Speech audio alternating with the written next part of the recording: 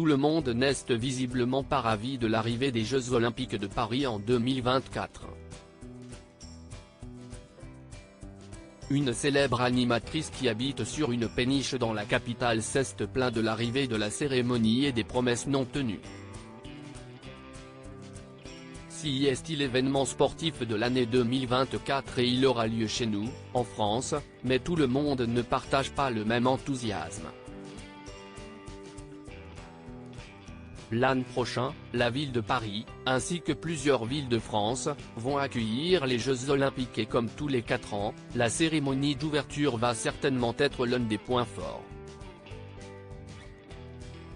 Une cérémonie qui devrait se dérouler sans la présence des Daft Punk, dont le nom a été évoqué ces derniers jours, mais qui aurait décliné la proposition.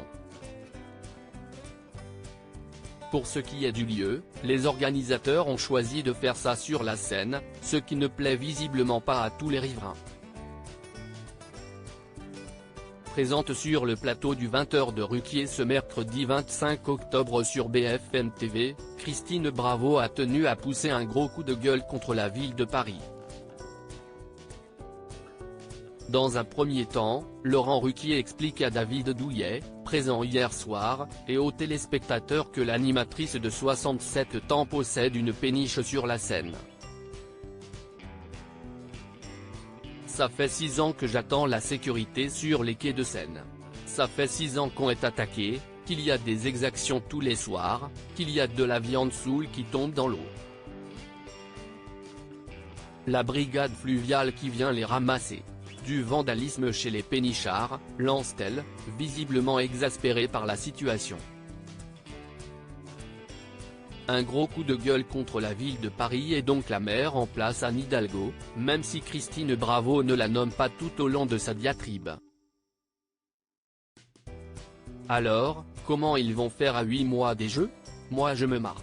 Je vois la brigade fluviale qui, en ce moment, nage, je les vois par les hublots, pour ramasser tout, conclut celle qui a récemment évoqué l'enfer parisien, elle qui est désormais installée en Corse.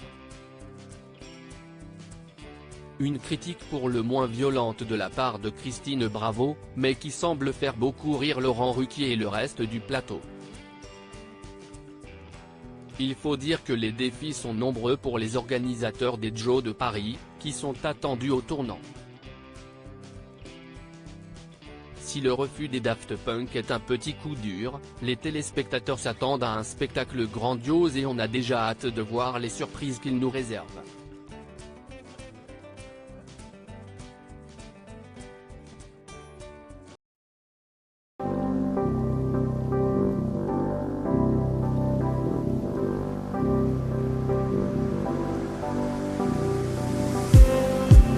Just need